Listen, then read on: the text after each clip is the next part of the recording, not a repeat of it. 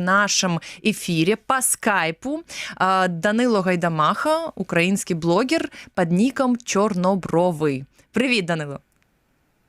Вітаю. Я одразу, щоб совість моя мене не мучила, я буду говорити, звісно, українською, тому що так має скластися розмова. Я ще раз хочу нагадати нашим слухачам в Криму 8 810 06 926. Бачиш, я вже завчила російською говорити цей номер, і важко вже повторити. Абсолютно безкоштовно. Дзвоніть в ефір, будемо говорити. Тема ефіру у нас називається так: TikTok-блогер Чорнобровий про Крим і патріотизм. Насправді, будемо говорити сьогодні також і про різні тренди, про те, за чим майбутнє, за якою соцмережею. І я думаю, що твою думку на цей рахунок цікаво буде почути. І будемо говорити про те, про твої спостереження, що користується попитом саме в Криму, да, і чи має якісь обмеження вікові от інтернет, коли ти користувач тих чи інших платформ. Я трошки скажу про тебе для наших всіх глядачів і слухачів. Данило – український студент, блогер. Треба сказати, що в соцмережі TikTok, яка для багатьох ще поки що є такою не дуже знайомою, можливо, соцмережею для багатьох людей старшого віку, це я вже і про себе говорю. Так от там в тебе аудиторія вже більше, ніж 100 тисяч людей, да? Тобто 110 тисяч, більше, ніж 110 тисяч людей. І насправді, що ти робиш такі різні відеоролики про, в тому числі про те, як правильно розмовляти українською мовою, про порівняння українських та російських слів, про патріотизм, і навіть ділишся рекомендаціями, як російськомовним перейти і говорити українською. Давай послухаємо такий невеличкий фрагмент. Я кілька таких моментів, нарізочок підготувала з твого тіктоку. От давай почнемо з цього.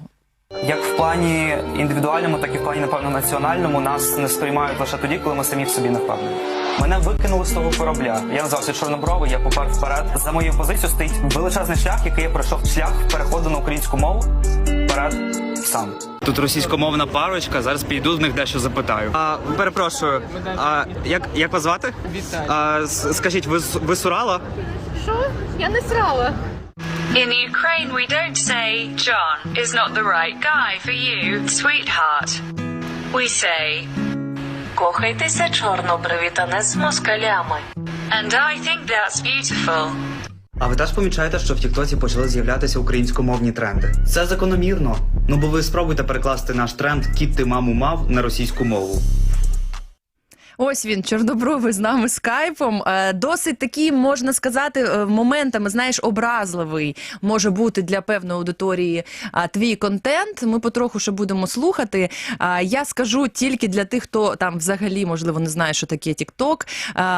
Це одна з соцмереж і ні на що не схоже. Тобто, якщо ви користуєтесь Інстаграмом, Фейсбуком, наприклад, там ВКонтакті, Однокласники, так розумію, що наша аудиторія в Криму також може юзати ці соцмережі, то це щось інше зовсім. Да? Там є короткі відео, хвилина максимум хронометраж, і їх дуже багато, і вони ще не зрозуміло, в якому порядку можуть в стрічці твоїх там новин, навіть це не новини назвати, да? Якось десь з'являтися.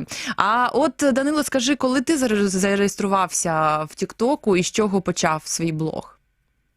Як тільки почав з'являтися TikTok як соціальна мережа, то я одразу там був зареєстрований, але потім я відклав, думаю, ну там якось все несерйозно, і думаю, хай собі лежить.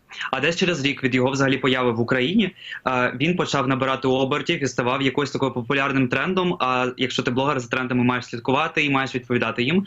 Та й в принципі якраз тоді я трошечки переживав таку кризу в своєму блогінгу в Інстаграмі, я зрозумів, що формат Інстаграму – це дуже якісний кадр, це треба щодня його випускати, під кадром має бути великий текст, змістовний, і не можна повторюватись, треба щоразу дивувати свою аудиторію. Хотілося просто це все скинути, і просто, знаєте, такий варіант якийсь 15-секундний з першого дубля зняв, виклав і відпочиваєш.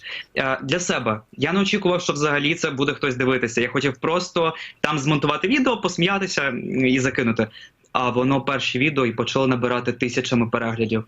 І я зрозумів, що, значить, TikTok у нас в Україні, він був москвоцентричний. Тобто українцям, які реєструються в соціальній мережі, стрічка TikTok відрізняється від інших соціальних мереж тим, що вона формується по рекомендаціях і ти в стрічці не бачиш тих, на кого ти підписаний, ти бачиш саме те, що тобі підсунуть. Там підсовували лише російський контент, бо українського ще на той час не було.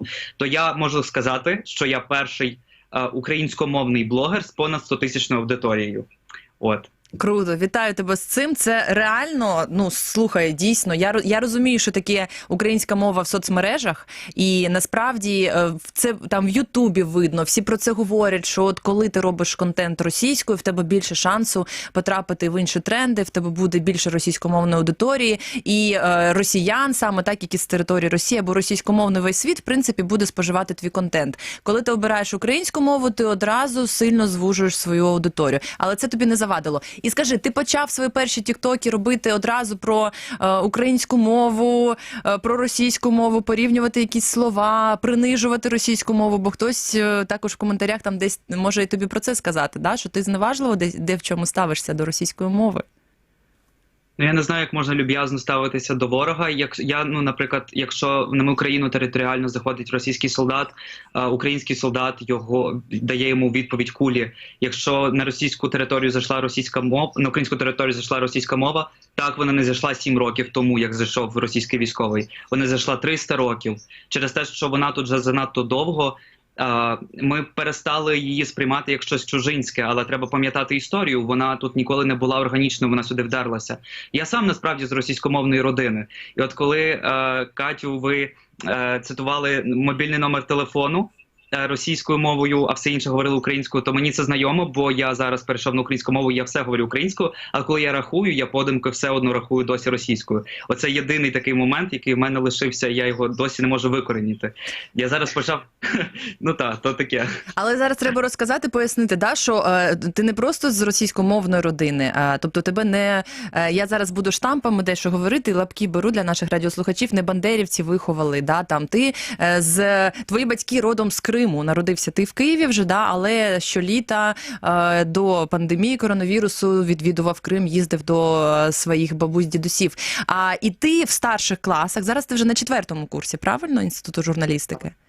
Вже 4-й курс. І в старших класах ти вирішив для себе переходити на українську мову і почав це робити з якихось там таких публічних місць, да, десь за рамками свого дому, своїх батьків, пробувати говорити українською, а потім поступово вже в сім'ї перейшов на українську, потім батьків заангажував таким чином, вони вже україномовні, українськомовні, як ти кажеш. Тобто я швиденько так розказала, щоб просто розуміли, що ти дійсно от сам себе таким чином перевчив, але бачиш, ще цифри в голові, кажеш, російською мовою звучать. Ну так, воно кров. От як би там не було, ти народжуєшся в російськомовній сім'ї, в абсолютно російськомовному просторі.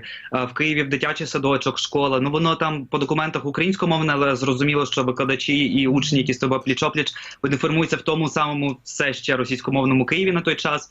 І вони нічим не особливі. Тому цей простір тебе формує. Але що таке є рідна мова? Це мова твого роду, а рід не обмежується лише сім'єю, там, мамою чи татом. Це мова народу, до якого ти належиш. Якщо в тебе паспорт громадянина України, якщо в тебе українське прізвище, якщо ти живеш на цій землі, ти дихаєш цим повітрям, споживаєш ці надбання цієї країни, пишаєшся, що ти українець, то вже май собі силу заговорити мовою прямою цієї землі, а не чужинською. Тоді в тобі відкриється та сила, яка раніше була в тобі закупорена. Це магія, яку зрозуміла лише людина, яка зробила цей перехід. Тому, бачите, говорю. Тому мені дуже приємно спілкуватися з українськомовними саме тими, які переходили в свідомому віці. Тому що це люди, які розуміють цінність мови. Якщо я приїжджаю до Львова і там українськомовні, наприклад, то вони дивляться на мене. Дурник якийсь скаче, там, може, хайпує на мовній темі, бачиш, що це популярно і набуває собі читачів. Вони не розуміють, в чому прикол мови. І цього зрозуміють лише ті, що перейшли.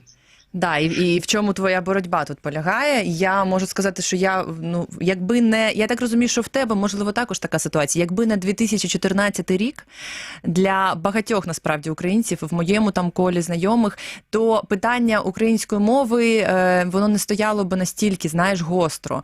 І я, наприклад, можу лише похвалитися тим, що я там перша моя рідна мова російська, друга українська, очевидно, тому що я навчалася в україномовній школі, в університеті, І я зараз просто намагаюся максимально вести переписки, говорити десь поза межами, ну тобто там, якщо там треба там в магазині чи ще десь, в мене просто така звичка є українською мовою. Дома, щоправда, я ще не прийшла і на роботі, як ми чуємо, на українську, але це справді такий складний період. Якби не 2014 рік, якби не окупація Криму і частини Донбасу, то як ти думаєш, все ж таки, ти про це би думав, про такі от питання, що треба от саме українську мову, це б з тобою сталося?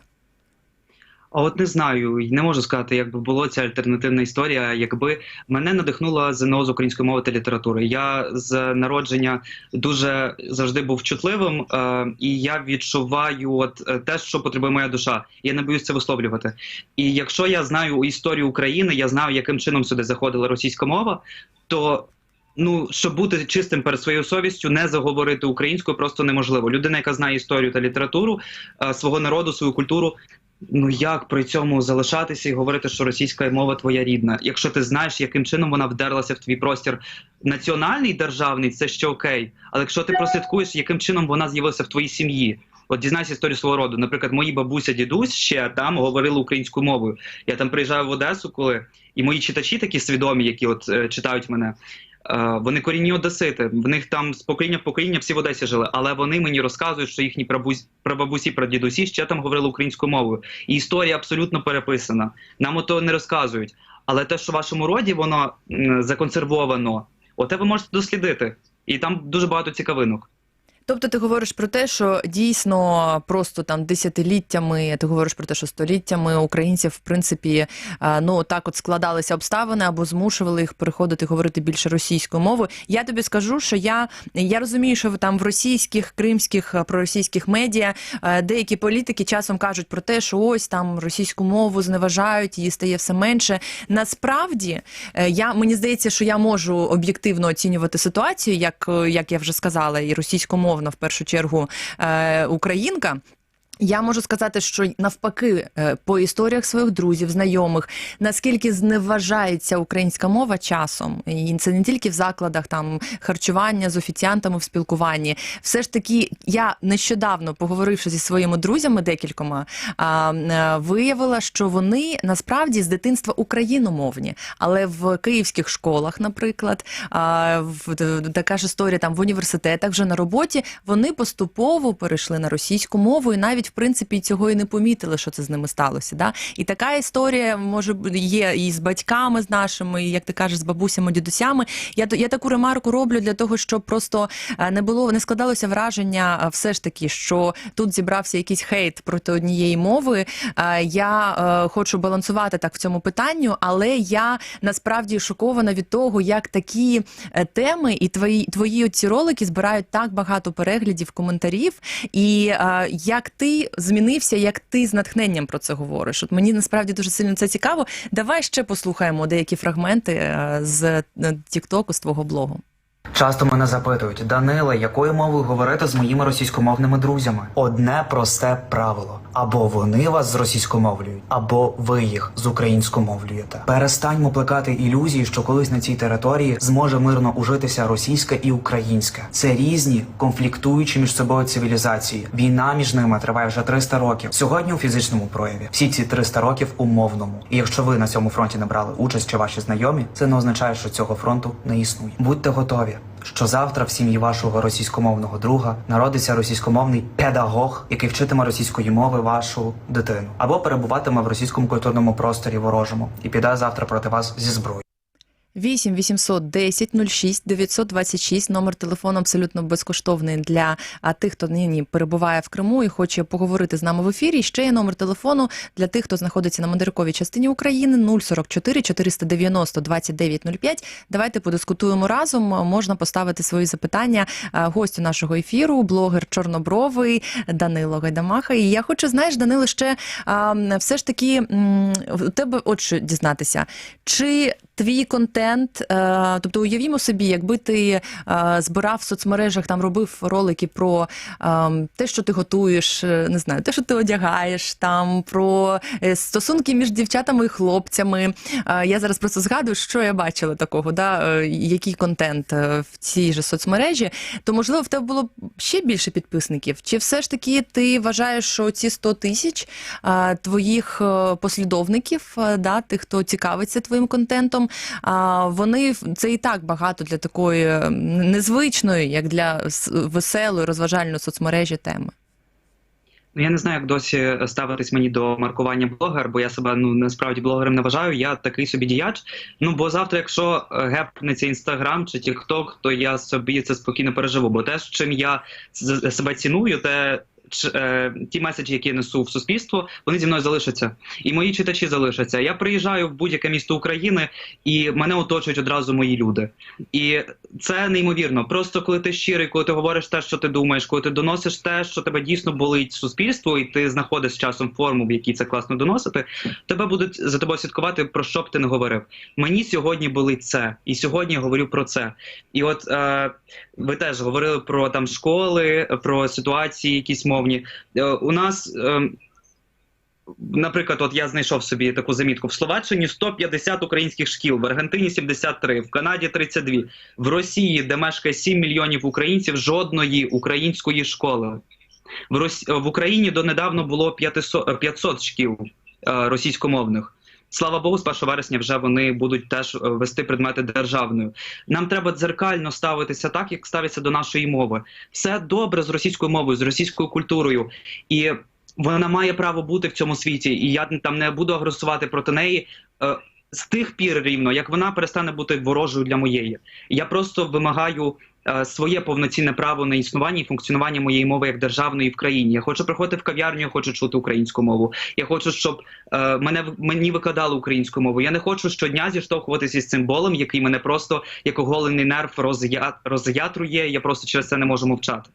Слухай, ти сказав, що якщо не буде Інстаграму та Тіктоку, ти не будеш хвилюватися з цього приводу, але є ще Фейсбук, і судячи з коментарів під відеотрансляцією нашого ефіру на сторінці у Фейсбуці Крим Реалії, то тебе знають і шанують, і вітання передають, тому в тебе ще є один майданчик, ти там також є на Фейсбуці, такий особливий привіт. Я хотіла б запитати в тебе, окей, ти себе не відчуваєш, як ти кажеш, там зовсім, да, блогером, а як ти як споживач, що ти робиш в соцмережах і в яких соцмережах? От реально там, чи є в тебе таке, що ти просто відпочиваєш, релаксуєш тим, що ти там дивишся сторі, переглядаєш чи якісь відео, чи дописи в Фейсбуці читаєш? Класне дуже запитання, тому що насправді це моя така можливість сказати таке, що ми всі, як користувачі, навіть якщо ми не є блогери, і можемо навіть не мати жодного допису в своїх соціальних мережах, ми є виробники контенту. По-перше, ми впливаємо на вироблення контенту в будь-якій соціальній мережі своєю активністю. Якщо ми хочемо наповнити соціальну мережу українськомовним контентом, нам не обов'язково його створювати. Реагуйте на українськомовні дописи, їх стане більше. Якщо ви маєте там якусь красиву фотографію Адель і ви фанат її творчості, це так, до прикладу, прокоментуйте її світлину українськомовним коментарем. І ви побачите, що інші українці, які зайдуть в коментарі під дописом Адель, побачивши ваш коментар, дуже активно зреагують. Вони побачать, о, це наші, це клас. І вони пролайкають, і ви зав'яжете українськомовну комунікацію. Це теж контент-коментарі. Кожен споживач – це виробник контенту. І треба відчувати цю відповідальність. Коли ви сидите в соціальних мережах, кожна ваша секунда перебування там – це творення історії, медійної історії України. Слухай, ну а ти на кого підписаний? Наприклад, на Крим Реалії підписаний в соцмережах? На Крим Реалії підписаний. Ось так, от це вже дякую. А ще на кого? Чи слідкуєш за блогерами? Чи в тебе там, знаєш, тільки україномовні блогери і все? Чи ти, можливо, все ж таки підглядаєш за тими, кого своїми друзями не вважаєш? Ні, в плані того, що я виробляю, ні на кого не рівняюсь, лише на себе, я до серця дослухаюсь в першу чергу. А ті, за ким я слідкую, це, звісно, мої однодумці, якісь такі люди, які щось цікаве українською мовою роблять, можливо, якісь новинні стрічки, такого різного потрошки. Насправді я намагаюся бути підписаним на тих, кого хочу радити своїм читачам. Бо я знаю, що читачі іноді там блукають по моїй сторінці, заходять на кого я підписаний. То, звісно, я дивлюсь, щоб їм було цікаво теж. Я нагадаю нашим слухачам і глядачам, що ми скайпом спілкуємося, робимо інтерв'ю з українським. Я тебе все ж таки блогером буду називати, тому що іншого не в тебе Інстаграм є, в тебе Тікток є, і Фейсбук є, і все ж таки ти там впровадиш таку діяльність як блогер. А Данило Гайдамаха в нашій студії. У нас є дзвіночок з Криму, як мені сказали колеги. Будь ласка, слухаємо вас, ви в ефірі. Якщо можете представтеся, ваше питання або реакція на те, що відбувається в ефірі. Добрый день, добрый вечер. Вы меня слушаете, пани Кречи? Да. Добрий вечір. Будь ласка, вже в телефонну трубочку говоріть з нами. Да. Хорошо, говорит, спасибо. Пани Кречи, почему же заранее не предупредили, что ваши передачи будут для детей? Неужели вы думаете, нам, зрелым слушателям, которые составляют большинство, у вас слушателей, интересен юнец бандеровский? А скажіть, будь ласка, у вас є онуки, можливо, діти, з ким ви спілкуєтеся не тільки про політику, а ще якось дізнаєтесь, як в них справи, що вони в інтернеті роблять? Я скажу, есть. И я им передам, как кто будет в Крыму это лицо, они научат разговаривать по-русски разговаривать. А як ви бачите, ви по радіо слухаєте, обличчя бачите. От яка гарна у нас візуалізація спрацьовує. Можна ще вам запитання, шановний наш слухач? Чи вам цікаво взагалі про як відбувається комунікація в інтернеті? Чи цікаво вам, що нового з'являється? Тому що, як на мене, оце нове, воно часто невідоме нам, але цікаво дізнатися, чим займаються ті ж самі діти, онуки в інтернеті, що вони там роблять, що про себе розповідають, за ким слідкують. Ну, залезьте в интернет и посмотрите, делайте выводы, что сами думайте головой. Неужели вам нужно постоянно кто-то вас учил чему-то? Абсолютно ні. Абсолютно ні. Але я дякую вам, що ви слухаєте навіть ті передачі, які вам досить нецікаві. І тут щодо ейджизму, Данило, я одразу, слухай, 4-й курс, я розумію, що молодий хлопець, знаєш, звикли тут просто в ефірі слухати дійсно якісь складні теми дуже часто, і таких дорослих експертів, яких, певно, через вік тільки деякі люди вважають там шановними, а всі, хто молодші, ті вже ні. І насправді я так не думаю. Я думаю, що круто, що ми можемо говорити про різне в наших ефірах і про такі цікаві, маловідомі речі в тому числі. Якщо в тебе є що сказати нашому слухачу, будь ласка. Ну так, мені часто пишуть, там, це юнацький максималізм, це пройда. В мене вже юнацький максималізм, шановний глядачу. В мене вже, молодість ота пройшла, що грала. Я вже 2 етапи вікових застав. Мене раніше звинувачували, що я занадто малий, щоб говорити про серйозні теми. Тепер мене звинувачують в юнацькому максималізмові. То я вже наступний етап передбачаю, що це буде криза середнього віку, а потім старечий маразм. Я просто розумію, що люди, які не доросли до усвідомлення, що мова щось важить, списують це на вік чи на якісь зовнішні характеристики, бо більше крити нема чим. Слухай, тут я абсолютно погоджуюся. Є такі навіть меми в інтернеті про те, я таки точно бачила і про жінок, і про чоловіків, дійсно, які от є етапи в житті, коли тобі ще не довіряють, вже не довіряють. І це як встигнути вчасно, власне, це важко. Я думаю, що вік не має значення, і зараз всі світові тренди про це говорять. Стать не має значення, колір шкіри, національність не має значення. Ми всі абсолютно рівні в певних правах і можливостях, і тим більше в творчих якихось речах і в професійних. Тому чому б ні? Давайте послухаємо. Якщо можна. Ми всі рівні до тих пір, доки ми не посягаємо на рівність іншої людини. Я ще раз повторюсь, польська мова може існувати, українська мова, російська мова, все окей, ми можемо брататися, ми можемо дружити. До тих пір, доки одна мова не буде притискати іншу, тоді готуйтеся отримувати відсіч і не ображайтеся за це. Ми готові до мирного співіснування, лише якщо це буде на взаємних засадинах. 8 810 06 926, номер телефону нашої студії. Також для тих, хто на материку зараз, 044 490 2905. Будь ласка, ваші питання, ваші думки щодо того, що взагалі відбувається в інтернеті, які соцмережі перспективні, чи ні. Данило, розкажи тепер про Крим. Бачиш, у нас слухач з Криму подзвонив, тут же тебе запитати не можу. Я так розумію, що ти взимку минулого року востаннє, коли був в Криму, і певно, що, можливо, поїхав би цього року, але всі розуміємо, що пандемія і це досить складно зробити.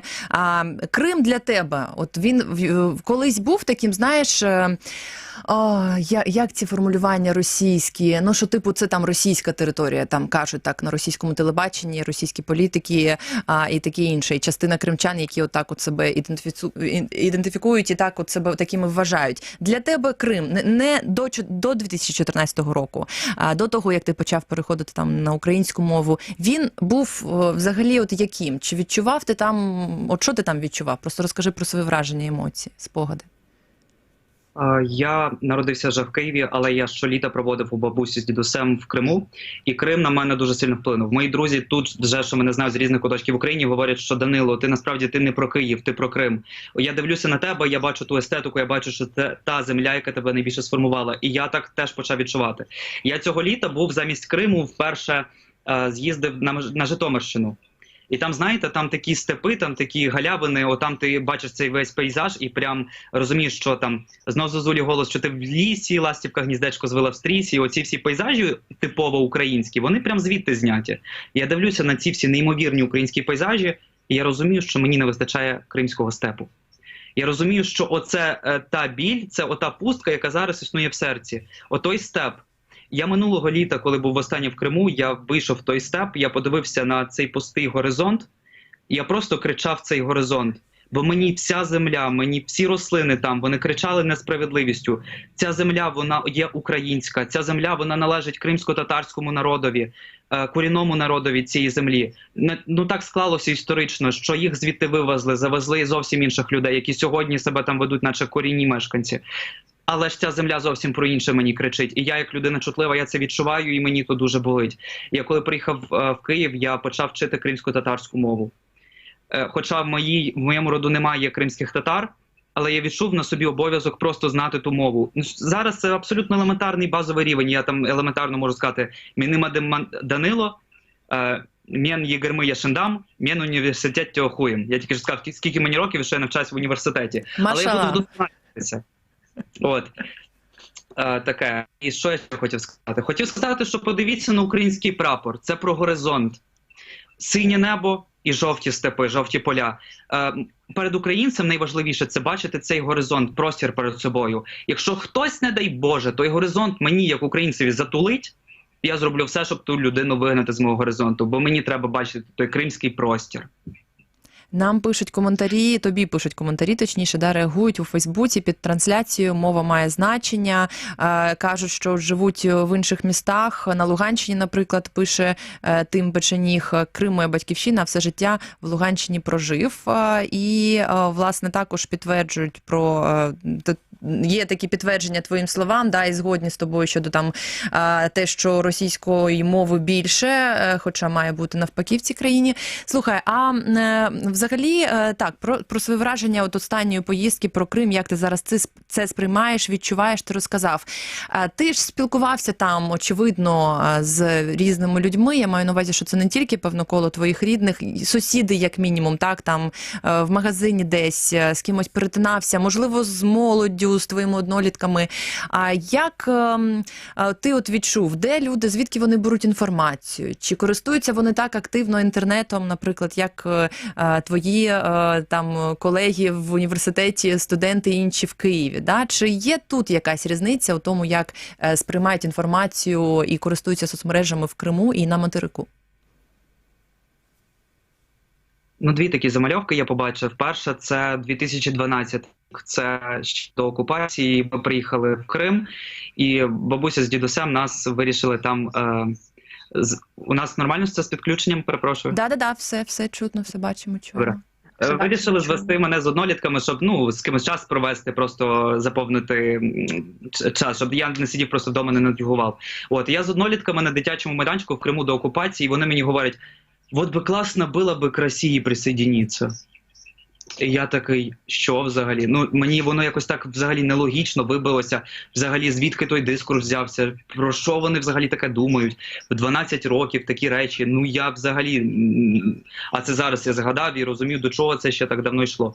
І оце минулий рік, коли я приїхав. В рідному там селі, ну, десь по місцевості ходжу, я бачу, що там діти маленькі, вдягнені, ну, не знаю, як в Києві, 10 років тому вдягалися. Вони слухають музику, яку ми 10 років тому слухали, ту російськомовну. Я бачу, як Україна вже давно відірвалася вперед, і наскільки вона стала прогресивною, наскільки ми пішли в трендах, в тенденціях вперед.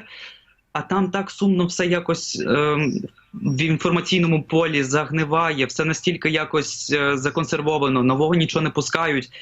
Це дуже сумно. Людську природу просто прикрили, звуки землі не чують і до неба не тягнуться. От всі сидять собі в хатах і дуже все депресивно. Мене то дуже пригнічує.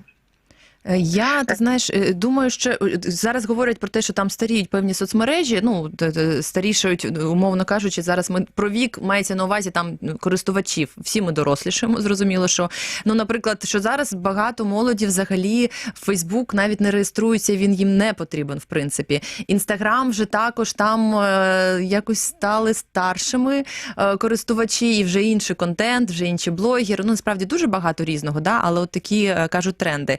Тік-Ток – це, з моїх спостережень, до речі, в Криму, в тому, я двічі була після окупації, там, що Інстаграм – це там, зрозуміло, там мої однолітки старші користуються, в принципі, всі, обмежень тут немає вікових. Тік-Ток і подібні якісь такі от додатки, ними користуються дуже часто діти, котрі змушують зніматися в цих своїх роликах, там своє оточення, щось там викладають постійно, значить, щось, якийсь контент роблять. Да, от, тобто історія про те, хто твоя аудиторія, хто твій користувач з однієї сторони, і з іншої сторони, чи, умовно кажучи, така ж вікова категорія, така ж аудиторія приблизно в Криму, вона б дивилася тебе чи ні? Тобто, чи той TikTok, він зараз має якісь отакі вікові обмеження, що там за 30 там вже ніхто не реєструється? Я тобі скажу, це ще може бути пов'язано з технічними речами, тому що я встановила TikTok, не зрозуміла, що там робити. Я десь рік тричі протягом року намагалася зробити якісь відео, я нічого не розуміла, при тому, що я вмію монтувати в професійних програмах, розумієш, да? Там, ну, тобто я вмію робити контент на комп'ютері, умовно кажучи, чи в якихось додатках на телефоні, але TikTok для мене був чимось складним. З часом я розібралася, почала ним користуватися. Да? Тобто, я не знаю, наскільки це з віком пов'язане, чи з чимось іншим, чи ще з якимось прийняттям. Я як представник свого покоління скажу, що складніше соціальної мережі, ніж Фейсбук, не знайти просто. І якщо розбираєтесь у Фейсбуці, в принципі, я думаю, TikTok можна теж розібратися. Але це не стереотип, що в Тіктоці лише діти сидять. В Тіктоці середній вік – це якраз 20 років. Чому туди зараз пішов бізнес? Це якраз та платоспроможна класна аудиторія. Щодо моєї кримської аудиторії, то багато з Криму мені пишуть. Пишуть багато російськомовних з Криму. Пишуть багато кримських татар. Я їх навіть прошу, оскільки я там намагаюся вчити кримсько-татарську мову, прошу мені писати щось кримсько-татарською, я з перекладачем, зі словником намагаюся якось відповідати. Мені важливо їх бачити, з ними комунікувати, той зв'язок налагоджувати. Якісь організації кримські, теж з ними зв'язуємо. З Кримреалії обов'язково підписаний, всім раджу, хто досі цього не зробив. От, і зв'язок треба тримати. У нас Україна всю історію постійно там втрачала свою державність. Коли ми програвали на територіальному фронті, коли ми підпадали під чиюсь окупацію, чому стала можлива незалежність, відновлення її в 91-му році? Тому що мову плекали весь час. Скільки б заборон не було, скільки б не було актів розпоряджень про її вилучення, ми зберегли той вогник мови. І поки буде жива мова народу, буде жити й сам народ. Тому в той час, коли, наприклад, знову ж таки повертаючись до кримсько-татарської, коли багато кримських татар втрачають свою рідну мову і починають говорити російською чи ще якоюсь, я як українець, який усвідомлює значення мови, відчуваю на собі обов'язок бодай на базовому рівні опанувати цю мову і закликаю всіх. Знайте свою рідну мову, плекайте і помножуйте, бо мовою перестають говорити не тоді, коли її перестають вчити нові люди, а коли її забувають ті природні носії. Нам не треба, щоб весь світ говорив українською. У нас немає таких нездорових амбіцій, як у росіян, наприклад. Нам, принаймні, свою державну мову в межах своїх територій мати, мову міжнаціонального спілкування і взаємопорозуміння на цій території. У нас є запитання під трансляцією на Фейсбуці від Кримреалії. Який твій топ-3 локації у Криму? Топ-3 локації, ну я так зараз сходу дві згадав, значить, це Тарханкут, звісно, що до окупації я там проводив дуже багато часу з сім'єю. Це не передати словами, не знаю, чи взагалі в світі є щось подібне, як там. Друге місце, в яке я закоханий, це там в Євпаторії. Караїмські кінаси є. І там є такий ресторан, заклад, я не знаю, чи він там досі є насправді. Називався він раніше Джавалі. Я підозрюю, що він там зараз досі є. Він є, так. Так, там настільки локальна, автентична атмосфера, і от там той голос землі, в його там ще чути, він там ще жевріє. Якщо ви в Криму, приїдьте до друзів, передайте їм привіт і порадите їх своєю присутністю, випийте там за мене чаю, бо я дуже сумую. Слухай, ну для тебе, оскільки ти після окупації Криму був там кілька разів, для тебе немає такого табу, да? Бо я от з ким роблю інтерв'ю, і це такі відомі українці, артисти можуть бути, да? То кажуть, там політологи, ну різні люди можуть сказати, що от поки Крим окуповано, я туди не поїду. От така от позиція і все, знаєш. І тут таке дискусійне насправді для багатьох питання, для тих, хто, наприклад, виїхав з Криму і не може додому приїхати. А вони можуть сказати, а ви що собі будете їздити туди-сюди, коли я додому не можу потрапити? Тобто це така дещо в чомусь болюча тема. Як ти до цього ставишся? Там могила мого дідуся, там мій дім. Я туди не концерти давати їжу і не відпочивати. Я приїжджаю додому.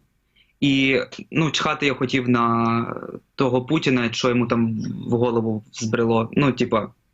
В мене своє життя, в мене є свій дім. І я туди просто повертаюся. Є коментар у Фейсбуці. Юлія Корольова пише: сподіваюся, Данило, що твій спосіб мислення дасть свої плоди, ти збереш навколо себе людей, і ви, врешті-решт, сформулюєте національну ідею України та напишете оптимістичний гімн. Хай щастить. Дуже рада, що в нас є така молодь. Слава Україні. Ось такі коментарі. Я думаю, що після ефіру ти зможеш побачити, оскільки є підписником сторінки Крим Реалії, що там писали. Давай ще послухаємо фрагмент з також і такі нарізки, просто кілька зробила, для того, щоб нашим слухачам, глядачам було зрозуміло, про що ти говориш в своєму блозі. Вітаємо на українській стороні Тіктоку! Моя п'ятірка українських книг, які раджу до прочитання. Книга про наївність та чутливість серед жорстокостей. Книга про мудрість серед неписемностей. Про мужність у дівочому тілі. Про людяність у тваринних умовах. Роман про щастя Україні нещасних. Радьте свою п'ятірку в коментарях та читайте українською. Як заговорити українською мовою, частина 3. Став лайк і підпишись, якщо подобається такий формат. Коли вже дав собі обіцянку заговорити українською, мусиш очистити своє інформаційне поле від подразників, які можуть тебе змусити здатися. Російськомовні музика, фільми, книги. Якщо маєш таку можливість, навчаєшся зараз дистанційно, раджу навіть обмежити спілкування з російськомовними товаришами. Місячна, сувора, мовна дієта вже переверне вашу свідомість, і ви вийдете після неї зовсім іншою людиною. Ти кажеш, що тобі пишуть і кримчани російськомовні з Криму. Як реагують і кримчани, і там, може, якісь випадки ще інша аудиторія з материка, наприклад. Тобто, який відсоток образ на тебе, можливо, да? Який відсоток того, що з тобою погоджуються, да? Можливо, тобі ще якісь додаткові запитання ставлять? Ой, на ображених я не зважаю. Це в будь-якій сфері розповідав, бо я знову ж таки про стосунки з людьми навколо, про каву, смачну їжу. Про що б я не розповідав зі своєю внутрішньою силою, слабкі і ображені люди завжди боятимуться людей сильних і писатимуть якісь образливі речі. То таке я одразу блокую і не зважаю на ту увагу і не рахую. В Тіктоці, насправді, я не знаю, яким чином. У нас зараз вибори скоро місцеві. Я думаю, що це під це діло ботів понаганяли. І все українське просто банять. Я там дивлюсь, там такі речі абсурдні пишуть. Словом, не зважаю я на таке. Дуже багато підтримки, дуже багато живих людей. Я ходжу на мовні акції, я приходжу в різні міста, я знову ж повторюю, Дніпро, Харків, Одеса. Навіть те, що стереотипно може здаватися вже таким потеряним і зросійщеним, насправді є настільки мені однодумцем. Шевченко в 19 столітті, він подорожував за один рік, всією Україною проїхався. Він написав: «Я здивований тим, що Україна від заходу до сходу, від півночі до півдня співає одні й ті самі пісні, говорить одні й ті самі приказки і говорить однією тією самою мовою». Він тоді відчув спільність країни в культурному просторі, бо він того не бачив в Росії, в якій прожив більшу частину свого життя. Хоча Росія, вона імперсько вибудована, там з Москви мало би бути нав'язування культурне. У нас такого не було, але він це відчув. І сьогодні це відчуваю я, спілкуючись з людьми по всій Україні, і в тому числі з Криму. Слухай, в тебе є також такий відеоблог, як контент про українську музику.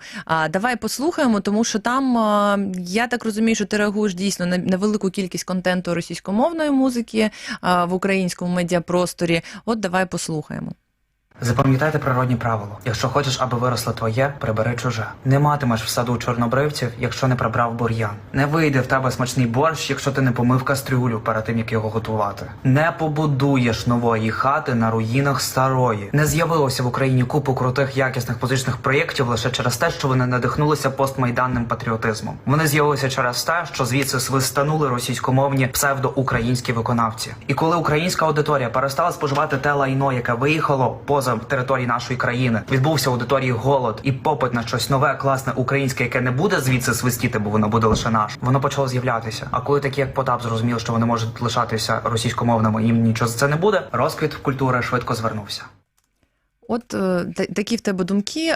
Які в тебе є, скажімо так, можливо, кілька порад, які ти можеш дати, особливо для тих, хто знаходиться на окупованій території, і ми розуміємо, що навіть і бачимо це по розповідям кримчан, що навіть якщо за російською кримською конституцією, так званою, там є 3 державні мови, українська, російська і кримсько-татарська, що українські там школи, класи і кримсько-татарські, вони в меншості знаходяться і дуже складно насправді дітей туди віддати. Да? Які в тебе є поради для того, щоб вчити українську мову? Тому що навіть українські патріоти в Криму, вони дітей своїх складно навчити українській мові, насправді в такій ситуації.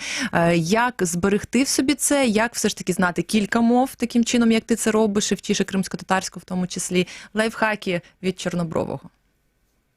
Так, перш за все, звісно, що підпишіться на Чорнобрового у всіх соціальних мережах. Це вам дуже допоможе.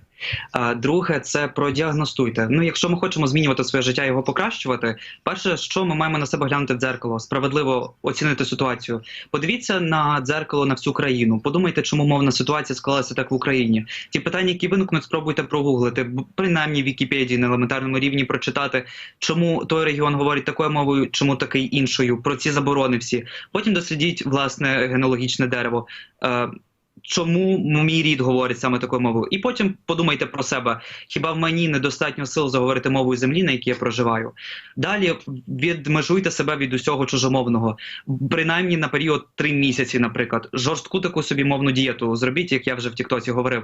Коли ви очистите себе від чужомовного контенту, почнете читати українськомовні книги, бажано художню літературу, вона збільшує словниковий запас, дивіться фільми, підпишіться на блогерів.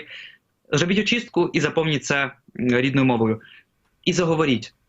Для того, аби говорити мовою, недостатньо її знати. Треба нею вперше освідчитись там у коханні, треба нею вперше проплакатись на плечі друга, треба вперше прокричати цією мовою свій біль. Бо як багато говорять, що я то, звісно, говорю українською на роботі, в соціальних мережах і там в публічних сферах, але я приходжу додому, якщо я там сварюся з дружиною, жінкою, то я приходжу на російську лаюсь.